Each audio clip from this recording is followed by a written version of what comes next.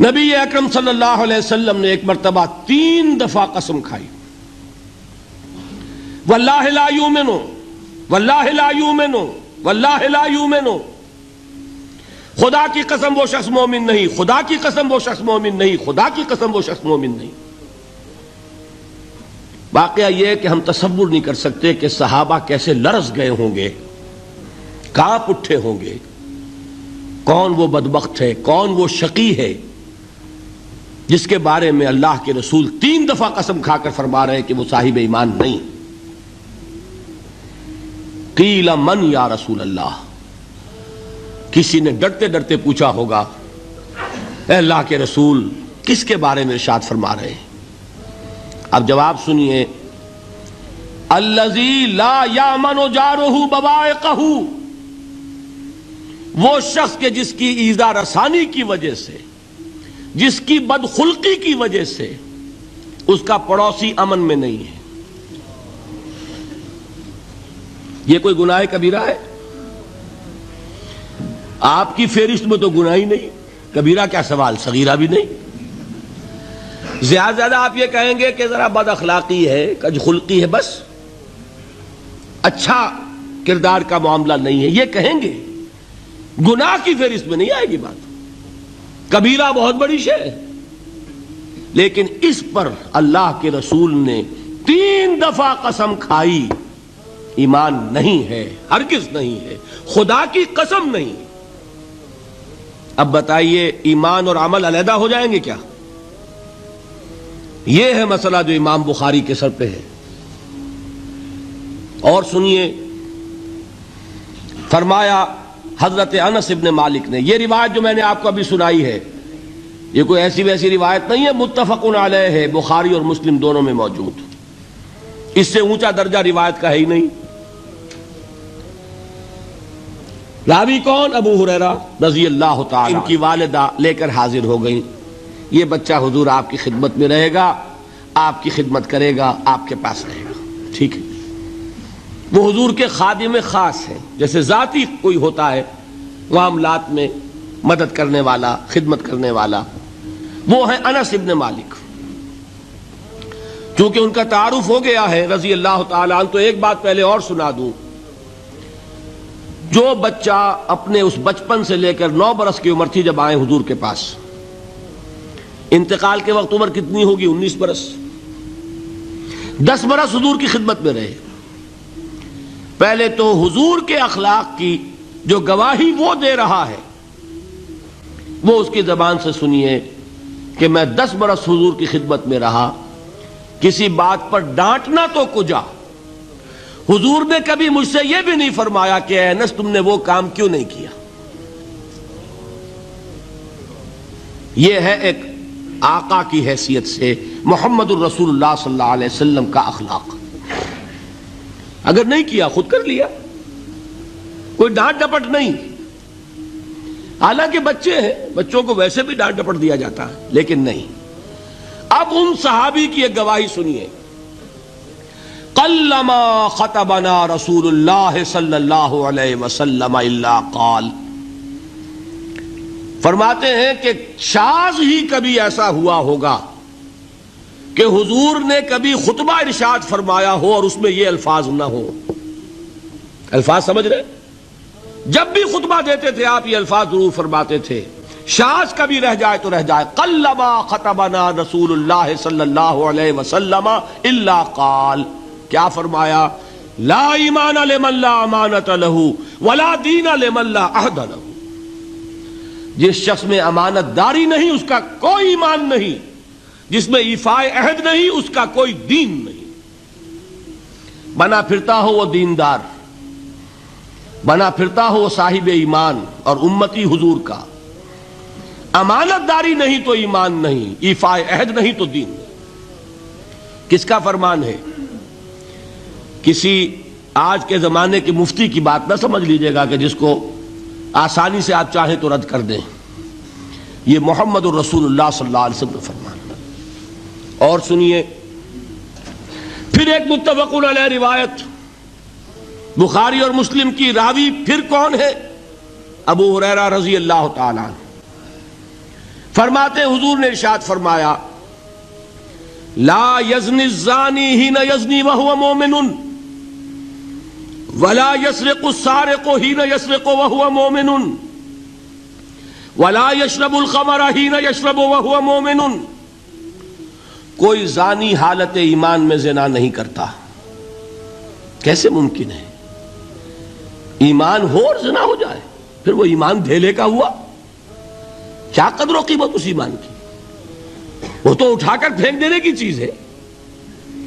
ایمان اور اخلاق پہ اثر انداز نہ ہو، ایمان اور کردار کو نہ بدلے، ایمان اور عمل کو نہ بدلے تو کس مرض کی دوا؟ پھینکو اٹھا کر. نہیں ممکن کہ ایمان ہو اور زنا ہو، نہیں ممکن کہ ایمان ہو اور چوری ہو. لا یسرق السارق حین یسرق وہو مومن. کوئی چور حالت ایمان میں چوری نہیں کرتا، کوئی شرابی حالت ایمان میں شراب نہیں پیتا. ولا یشرب الخمر حین یشرب وہو مومن. کوئی شراب پینے والا وہ مومن نہیں ہوتا جب وہ شراب پی رہا ہوتا ہے، اس وقت اس کے دل سے ایمان نکل جاتا ہے. اب دیکھیے یہاں کیا میں نے کل بتایا تھا نا، مغالطے کیا ہو گئے؟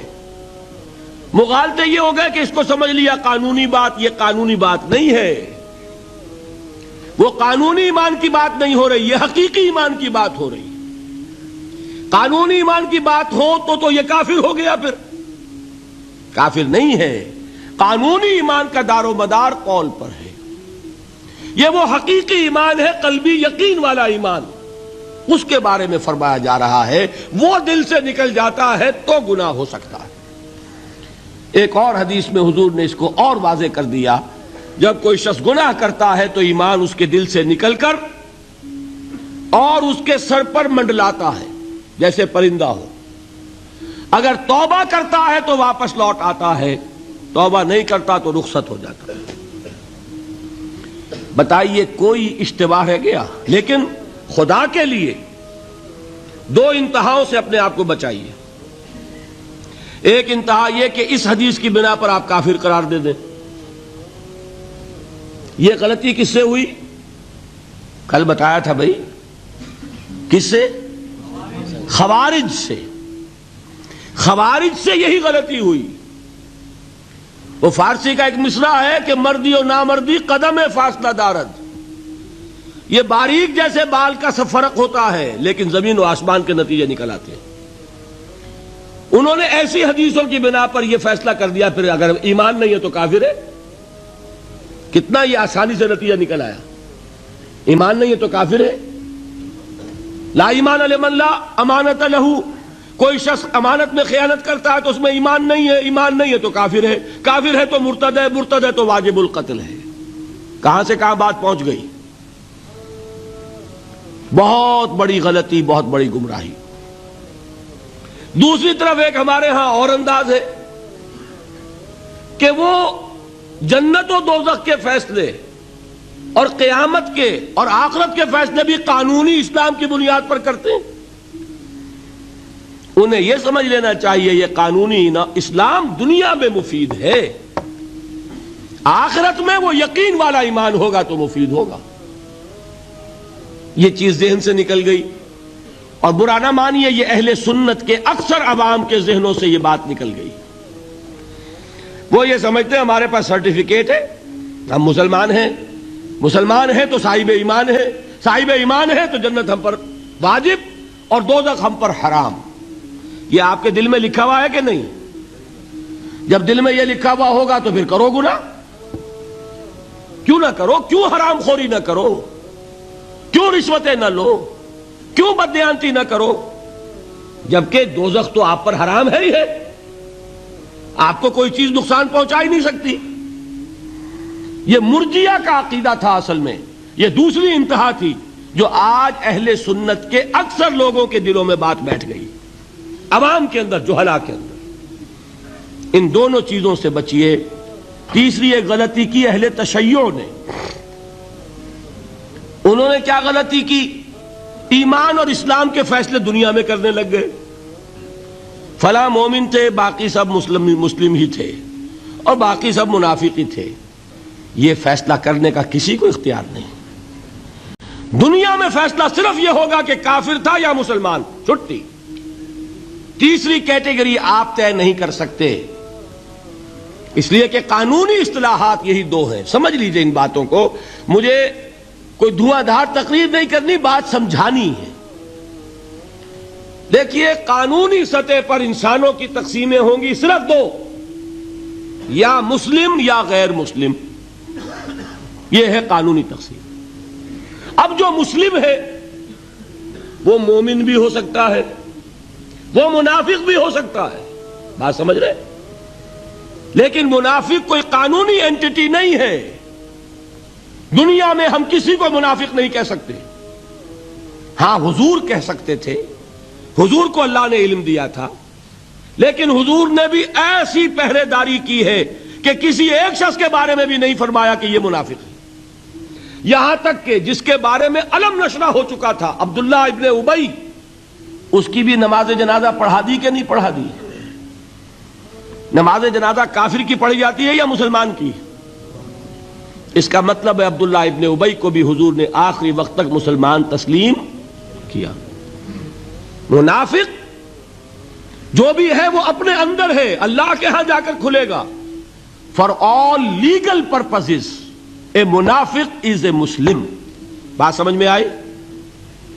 اس لیے کہ لیگل اینٹیز دو ہی ہیں، کافر اور مسلم۔ تیسری اینٹی کوئی لیگل نہیں ہے، تیسری کوئی حیثیت قانونی نہیں ہے۔ اب ایک جو مسلم ہے وہ مومن بھی ہو سکتا ہے، منافق بھی ہو سکتا ہے۔ اس کا فیصلہ کہاں ہوگا؟ اللہ کے ہاں۔